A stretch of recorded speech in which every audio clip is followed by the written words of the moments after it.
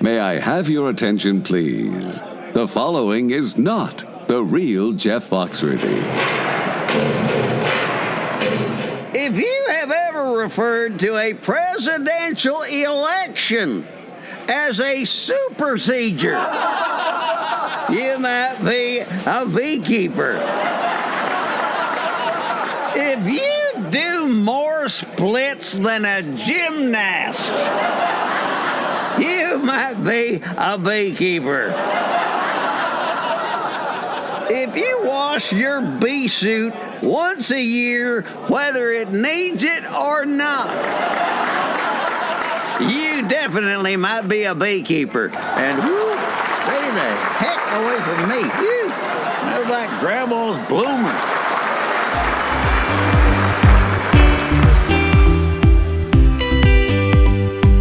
Welcome to Be Love Beekeeping, presented by our good friends at Mann Lake. Today, our guest is John Smith from Oklahoma, and we'll be discussing his experience in both commercial and hobby beekeeping, how he got started, and his beekeeping in many different parts of the country. But before we jump into that, a listener recently sent in his wild and crazy beekeeping story that really cracked me up. Some of us can maybe relate to this. He's a little too shy to come on the podcast, so please bear with me as I read it. It's pretty long, but here we go. Okay, just to give you a little bit of background here, we're going to find so many mistakes going on in this story. The first of one being he and his wife live next door to their in-laws. Okay, so here's what's going on. The in-laws got into beekeeping. He's been into beekeeping much longer than them. He knows a lot more about it than they do. They have lost hives over winter, and there's only one hive left between the two of them. The in-laws think they know it all. They think he knows nothing. All right, there's your setup. Mother's Day weekend, he was thinking, I have got to get into my hive. I've got to see what's going on there, check on it. But he just hadn't got around to it yet. And at the dinner table with the in-laws, mother-in-law says, oh, why don't we check on the bees tonight? He thought, that sounds really strange. You shouldn't go into a beehive at night. That never happens. And nobody talks about it again for a while, so later on in the evening, he puts the kids to bed, and then at 9 o'clock, he gets a call saying, hey, we're going to check your hive, come on over. Oh, he's thinking, this is a big mistake. But he grabs his veil, he grabs his big gloves, and he runs over. He doesn't take time to get his smoker or his full bee suit. Now in his words, yep, they're in my hive. Father-in-law with a veil, mother-in-law has nothing on for protective clothing, but of course she wasn't going to be handling the frames. I look around for their supplies. No smoker anywhere. I think to myself, this is going to be fun. The feeder is still on, and they're taking it off to get to the frames. They get one frame out and check it. The comb is building out away from the foundation in a way that they don't like. I say something about it, but they ignore me and then comment how their bees hadn't done that because they used wax foundation. They put it back in without fixing the comb. I just let them keep walking into their disaster. They pull another frame closer to the center. It looks good, has some brood. My mother-in-law is all high and mighty. I don't like how little brood there is. That's not good. So this is just the first of 5 frames that had come with the nuke, so it's fine. They pull another one from the outside, but on the other side to see the build out. And I'm all thinking, good, they're going to rush this because they can tell the bees are getting agitated. I've now got bees checking me out, starting to get mad, and I'm off to the side. They put the frame back in. My mother-in-law wants to check for brood in the middle. I think, uh-oh, this is going to be the last straw for the bees. They pull up the frame. My mother-in-law gets in there, no veil, pointing her flashlight to see them. She says, the brood looks good now, but I can see the bees start to swarm angrily, and they're starting to land on her. Suddenly, she is backing away from the hive. My father-in-law, who I think can tell something is wrong with the hive's behavior, now is yelling that he can't see to pull the frame as she left him with no light. I'm told angrily by my father-in-law, you need to get in there. You have a veil and gloves." Now, this is only because I was semi-prepared. I grab the flashlight from her, step in, hold the light, knowing full well what they've done and that I'm going to get stung. I watch in horror as my father-in-law insists on pulling another frame to check for brood and pollen. I can see him starting to get stung in earnest now. No smoke to mask the smell pheromones telling the other bees to attack. I know this is only going to escalate. I've got them landing on me, trying to find flesh to sting. I have a good 2-inch gap between my gloves and my short sleeves, so keeping the light steady for him is not my priority as I try to keep from getting that first sting, which I know will compound quickly without smoke. He puts the frame back in while yelling about light. I finally just tell him to close the hive. He puts the top feeder back on. I start casting my eyes about, looking frantically for whoever has the syrup to refill it. My brother-in-law, who I didn't know was there, has run off with it. Wanting to not make this a complete waste, I chase him down, then risk going back in to refill the feeder, which really was all I originally thought we were going to do. But alas, that doesn't help when they're already out of the hive trying to sting us. I fill the feeder about 2/3 full, as I can tell the bees are in full attack mode now. I can see my father-in-law has a half dozen stings already, but puts the lid fully on while smacking at his exposed skin and screaming about how the bees have gotten inside his veil. Turning to run, I realize a bee is under my veil also. I can feel it climbing on my nose.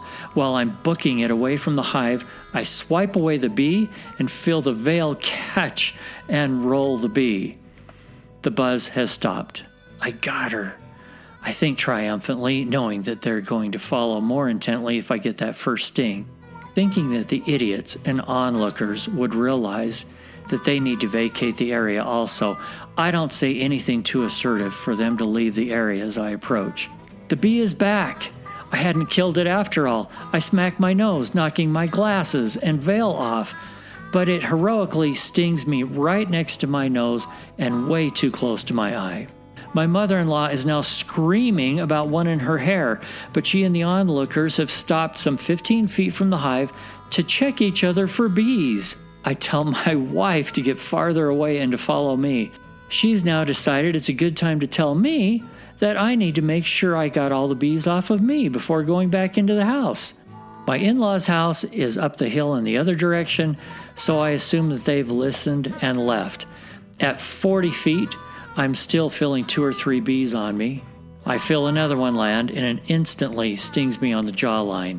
I arrive back at my deck, which has a good light on, and check myself for bees. Suddenly, my 3-year-old, having heard that we were checking the bees, comes out of the back door, having changed out of his jammies and into shorts and a t-shirt. He announces triumphantly he has come to help with the bees.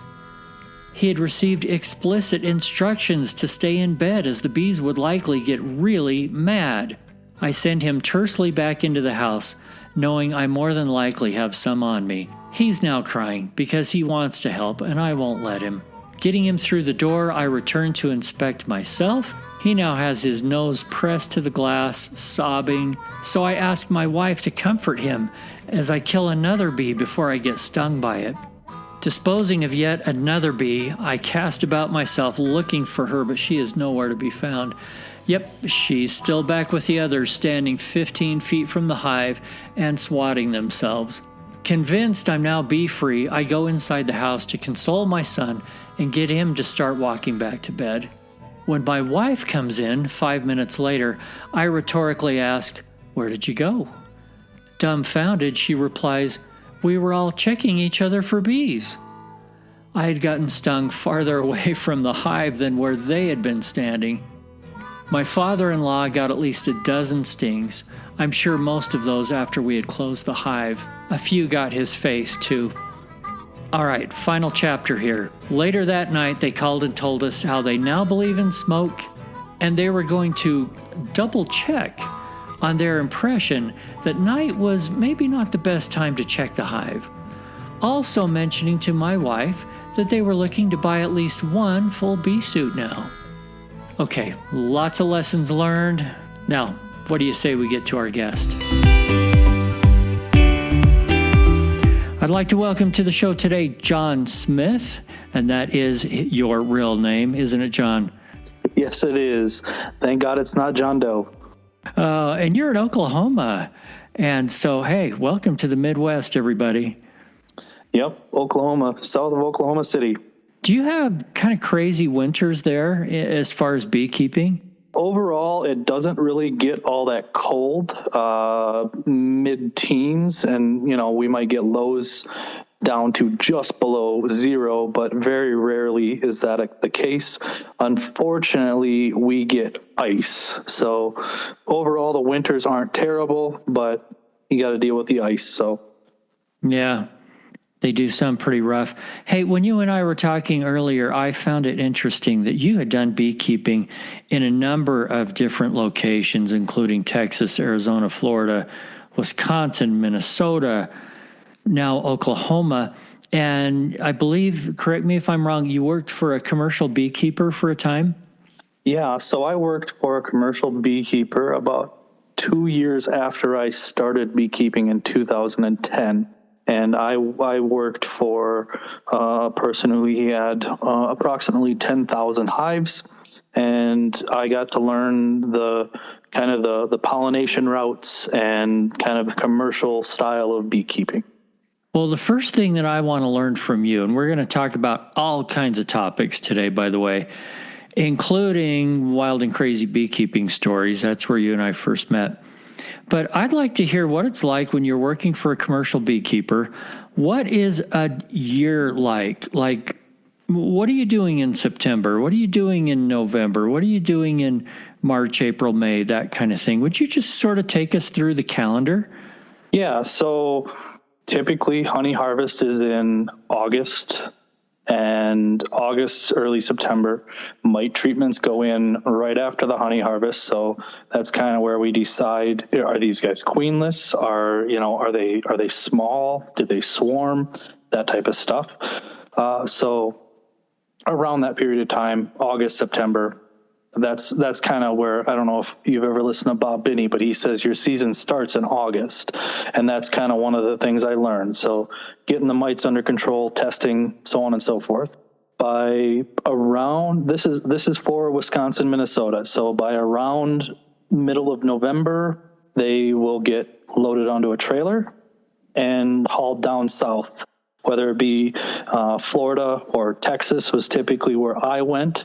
And then you more or less start feeding the heck out of them by middle of December and testing for mites, keeping everything like that under control. And then we would load them up end of January, beginning of February, and then they would go over to California. Those are I've only pollinated almonds and in California.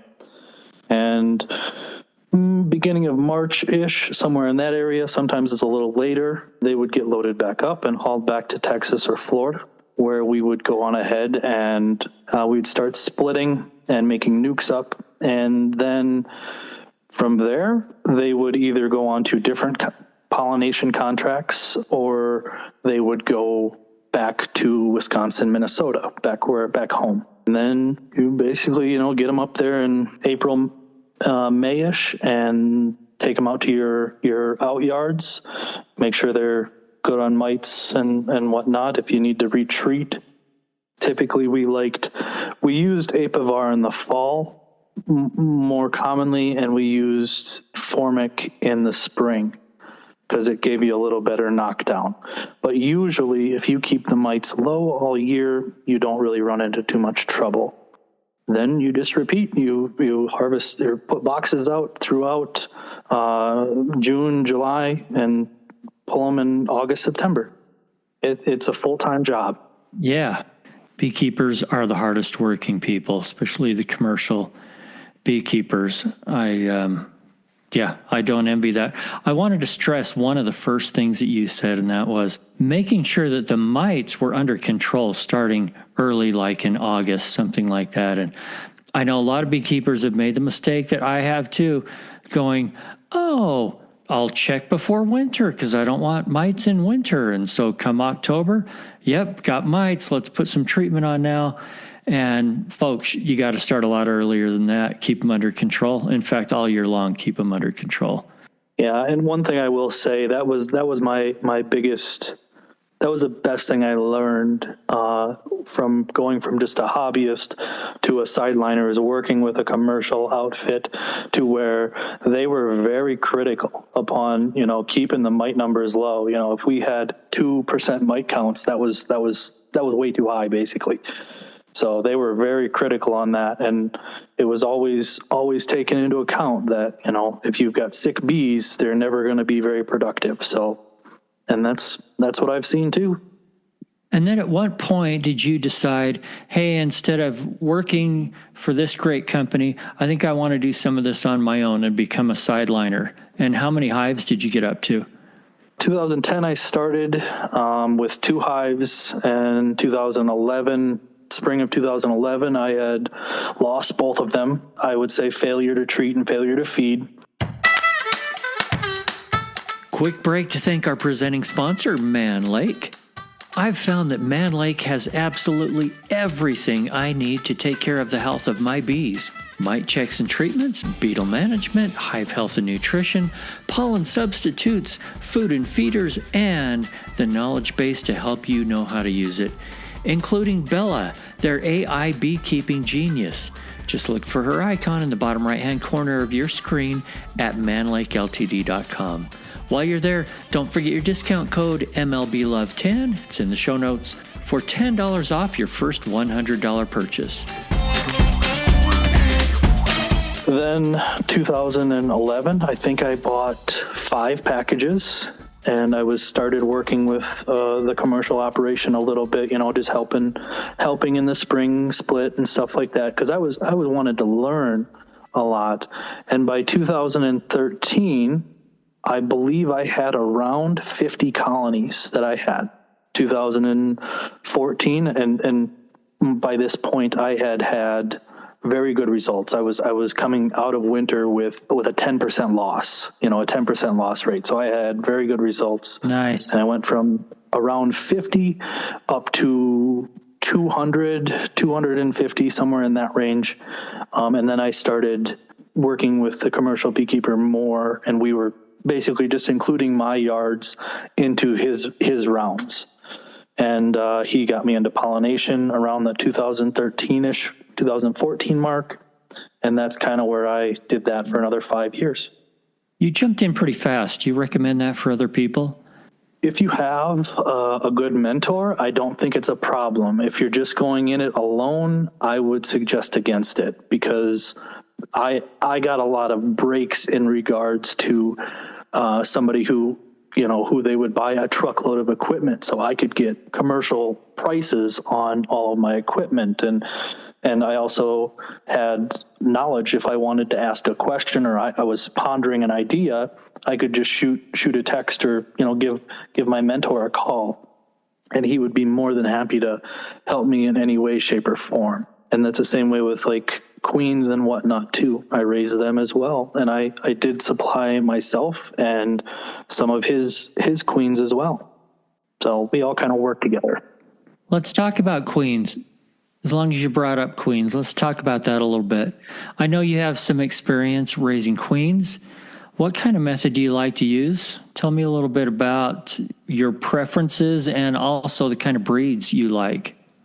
So I mostly did Carniolans and Italians. They were mutts by the time, I got done with it, or they mated and whatnot. But Carniolans and Italians were the most popular. And I would basically start grafting in the middle of May, end of May. I used starter finishers. I did not move the cells from a starter to a finisher. I made all my mating nukes and stuff like that. I did all that stuff. What I would do is I would take an actual 5-frame nuke and run a little piece of 1/2-inch plywood, dado that out. And then I had my nukes that when I was done with them, I could just pull that out and it was a nuke again. I only run approximately 150 to like 250 queens a year, but that was to satisfy myself and my local beekeeping clubs. Realistically, what it takes, this was a learning experience. strong hives. You want for your starters and your finishers, they need to be strong. I would usually do it in 10 frame boxes, and I would be swapping out frames of brood, capped brood. I would have 8 or 9 frames of capped brood in a hive at all times. There were too many bees in the box, basically, is how it played out. I could easily start and finish 50 cells in that colony every about 2 weeks-ish. I think a queen emerges on day 16. So I would swap them out about every 12 to 13 days. Okay. Wow. You're cooking through this stuff, John. What else do you think would be important for people to learn about from your experience? Grow with your bees would probably be my biggest suggestion. I know when I first got started, I had a mentality of like, I wanted to be a commercial beekeeper and have 1,000 colonies or that type of stuff. It's not really worth it to do that. In my opinion, I grew very fast. I went from 10 to 50 in a year, and that's a big jump. But if you grow with your bees, and you double every year, it doesn't take you very long to get to 250 or 300. So that's what I would suggest, is growing with your bees. And if you can, go work with a commercial beekeeper for a year or two if you're interested in that type of stuff, because they are such a plethora of knowledge that you can't get unless you're working with them. You can read books and watch videos, but it's different than hands-on being out there, seeing the sights and, that type of stuff. Did you find that some of the things that you learned just came with experience? I'm thinking, for example, if you've got a hobbyist, a fairly new beekeeper, and they're in their hives maybe they've got 2 hives, and so they're in there for an hour a month or something like that. I mean, they're going to have a hard time finding a queen. They're going to have a hard time spotting problems, things like that. What kinds of things can you learn by being in hives all day, every day? Well, one thing you can learn, in my opinion, which is very important as well, is you don't need to see the queen. Like, I know that's a big thing with new people, because I've taught quite a few people, family members included, about they want to get into bees. And that's great. I always suggest that they do it. But when they say, oh, I don't see the queen, or I can't find her, and I said, well, do you see eggs and larvae? Are they making the roar, the queenless roar? And usually if they say, well, no, I see eggs and I see larvae and stuff, I'm like, well, she's in there. You don't need to see her. She's doing her job, and you just let her be. Because too many people will go through and manipulate frames and unintentionally cause harm when it's really unnecessary. And that was one thing I learned. I personally don't rip into a hive any farther than if I see a few eggs, that's fine. That's all the more I need to see. Yeah, I would suggest don't be in the hives too much, and look at the signs around the hive to see if they're looking for queens and whatnot. I've heard the term over-inspecting. There's under-inspecting and over-inspecting. We need some kind of a nice balance right in the middle. Yeah, the over-inspecting is just as bad, if not worse, in my opinion. Yeah. Because then you get bees that are mad at you, and then you get stung, and a bad experience, leaves a bad taste. Well, you're ripping their house apart. You're probably smoking them to death. It's going to put them back every time you get in there. So you need to have a good reason and a plan every time you get in. I couldn't have said it better myself. Hey, I'm just curious, if you don't mind, why did you decide not to be a commercial beekeeper? Why did I consider not to be? That's a question I've asked myself too. Realistically, I didn't like the management aspect of it more than anything. That was the worst part. I really liked being in the bee yard and working with the bees. I didn't like the, having to set up locations and having to buy stuff and having to pay your employees and stuff like that. And that's the main reason why. Overall, I'm more of the type of person who would much rather be in the bee yard, working with the bees than sitting behind a desk and on a telephone talking to clients and talking to customers and stuff like that. All right, the first time you and I talked, you were telling me about an experience that you had with some very hot queens. Okay, let's put that in perspective. We're talking about beekeeping here when we're talking about hot queens. Tell me what was going on. This was one of those wild and crazy stories. Okay, well, so it was middle of March-ish, and I got a telephone call from my mentor. And mind you, I'm 1,000 miles away. And he says, hey, I'm going to need your help. And I was like, oh, okay, well, what do we need? He's like, can you be down to Houston by tomorrow? And I'm like, yeah, I can. So I got on a plane and I flew down there, and I figured out that we were talking back and forth, and he had approximately 700 splits that were way too aggressive. They were bad. You couldn't be in the bee yard without getting just mauled to death. So I was talking to him, and I had never worked with really hot bees before. And we were sitting in the truck. I remember that morning we were sitting in the truck, and he's like, well, just make sure you're zipped up. And we pulled into the off the field road, and they were already starting to hit the truck. And this is, it's 6:30 in the morning. Sun's just starting to come up. We had a heck of a day, because the first day we went through and we had to fix these hives. So it was us and 4 other people. Basically, we took the colonies for double deeps and just split them like right in half. One side went to a new pallet, and then put lids on all the other colonies that we took the top box off of. And then that next morning, we went back through, and I wasn't checking the hives for queen to see which ones were queen right, but basically they would just pop the lid, and you could hear if they're queenless, and then that lid would get turned over if it was queenless. And if the other one was not, it got left alone. And then we had another person coming behind them, putting new queen cages into the boxes that were queenless. We left them alone for a day. And then the next day we went and shook out all of the boxes that were queen right. And that was a new experience for me. And I don't wish to ever relive that.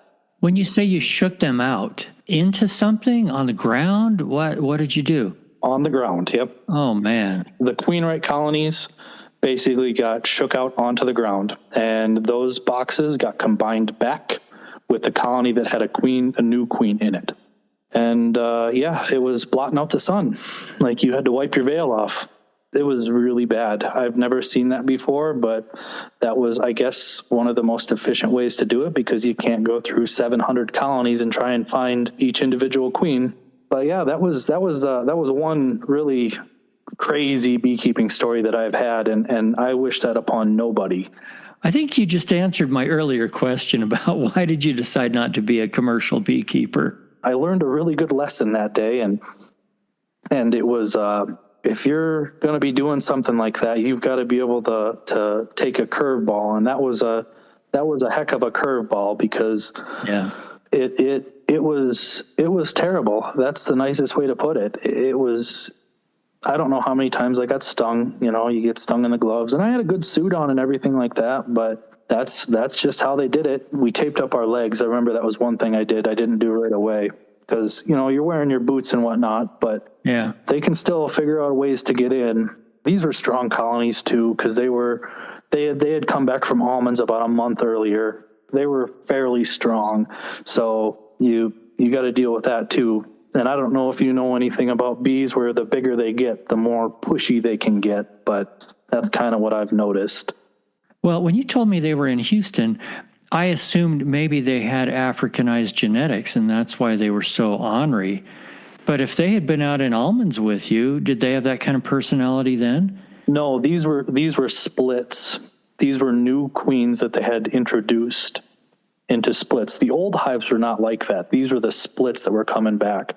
But we usually made splits pretty strong, because if you make them strong, you can get a secondary nuke off of them, instead of, because we sold nukes in May 15th-ish. So if you make them strong, if you put 4 or 5 frames of brood plus a queen cell, within a month, you can make another nuke off of them. Gotcha.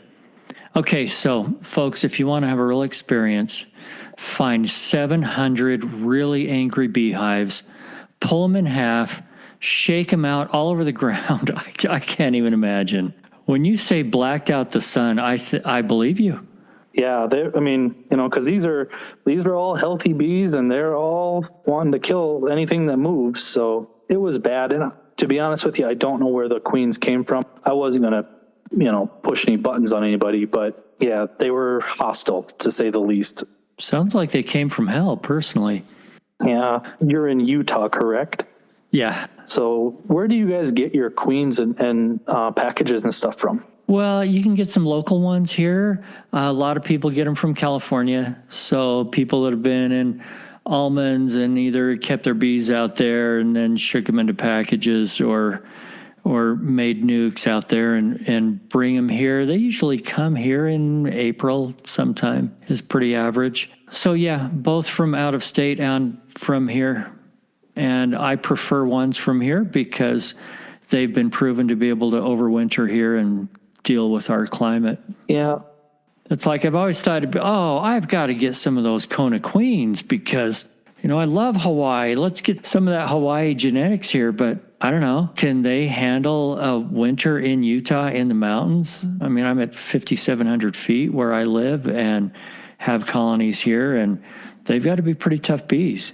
Yeah, and that's one thing I have learned is because I used to use a lot of Florida queens, and that was always my concern I was back on the Minnesota-Wisconsin border, and I wondered if they would be able to winter as well. And I actually found it wasn't all that big of a deal. As long as they had enough food, they're pretty resilient. And I know I'm way oversimplifying because in Kona, it's not like they have Kona genetics, right? I mean, honeybees aren't native there either. So frankly, they could take Carniolans or Russians or anything over there and raise them there. And they do it there because the weather's so great all year round. I get that. I'm just sort of oversimplifying that genetic thing. Hey, before I let you go, you've done enough beekeeping. I'll bet you have a wild and crazy story that's going to make us laugh. Can you think of one? My first real experience with working with a commercial beekeeper, I was more or less the labor. This would have been in 2011. I was pulling honey, and I had no idea of what was going on. I was just basically doing what I was told. And that's fine, but I had a suit. I didn't have a suit, so my mentor gave me a suit, which was a single layer, like almost like a overall type of suit. It's a single layer. And I was trying to count the stingers in my back by the end of the day, but I ran out at 350. In your back or in the back of your suit? It was in the back of my suit, but the stingers still go through. Okay. Because you're sweating, and the suit sticks to you. Oh man. So then he jokingly says, "Oh, you should probably buy a ventilated suit so you don't get stung." And I'm like, "Well, I guess you could have just told me that, but I probably would have been too broke to buy one. So I'm using the money I made today to put an order in for a ventilated suit." So were these bad enough? I mean, were these regular stings? Like you got all the venom and everything through the suit? No, they weren't like I was getting dosed 100% of the venom. They were just stuck in the suit, and when the suit would lay down on top of your back, it would like stick to you because it's 100 degrees out, and yeah, I'm sweating, picking up 60-pound boxes and throwing them up on the back of the truck. Yeah, well, that's what I had assumed. But if you had actually taken that many stings your first day, I wanted to ask you how you survived it, how you felt that night. Yeah, no, I was actually very sore, but I wasn't getting the full venom. They were stinging the suit, and I'd pull it out. I'd feel it. Yeah. But yeah, you don't get immune to the response of something stinging you. So. No, you may get immune to the venom, but not to the pain of the sting. You're still getting stabbed with a needle. That was my first kind of, I laugh about it because, well, I mean, we can all relate to being stung a few times, but when you get stung repeatedly over and over, and then you have the pheromone on you. So every time you walk into the bee yard and pull a box off, you get to experience it again. That is just one of those terrible welcome to beekeeping, John. Yeah, I definitely I learned my lesson though. It only took one time, and I went and got a ventilated bee suit that next day. So then I didn't hardly get stung at all. All right. Hey, John, I really appreciate you being with me today. Any last thoughts? Any wisdom that you'd like to leave with our listeners? I would like to suggest that people get into beekeeping. It's a wonderful hobby that you can learn something new from every day. You'll never learn everything about bees. So I would suggest everybody take a peek at it and get into it. Amen. Thanks a lot. We'll talk to you again soon. Thank you very much. Thanks again for joining us here on Bee Love Beekeeping, presented by Mann Lake. Remember right now to follow or subscribe and share this podcast. Also, a quick shout out to Vita Bee Health for their support. Vita's varroa control range of products includes Apistan, Apigard, and now Viroxan, extended release oxalic acid strips. Thanks, guys. Enjoy spring, everybody. Enjoy your bees. And remember, if you're not just in it for the honey or the money, you're in it for the love. See you next week.